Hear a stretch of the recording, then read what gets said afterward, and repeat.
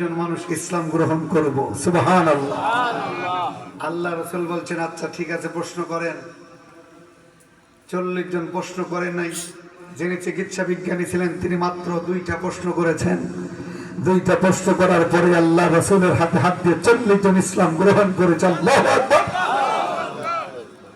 তিনি প্রশ্ন করেছে মুহাম্মদ আপনি বলেন কোন জিনিস খাইলে মানুষের দাঁত পড়ে না? কি পড়ে না?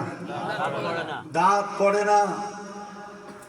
হাদিসের মধ্যে আসছে আল্লাহ রাসূল বলছেন কোন মানুষ যদি খাবারের আগে এবং পরে একটু করে লবণ তার জিহ্বার উপরে নিতে পারে, বালেক হওয়ার পর থেকে দাঁত উঠছে তারপর থেকে এই লোকটাই সুন্নাত যদি পালন করতে পারে, শুনে রাখো আমি রাসূল বলছি কবরে চলে যাবে একটা দাঁত তার পড়বে না। বলুন সুবহানাল্লাহ। 2 নম্বর প্রশ্ন করেছে মুহাম্মদ আপনি বলেন কোন জিনিস খাইলে মানুষের হার্ট অ্যাটাক হয় না? সুবহানাল্লাহ বলবেন। কি হয় না? হার্ট অ্যাটাক হয় না। আপনি বলেন।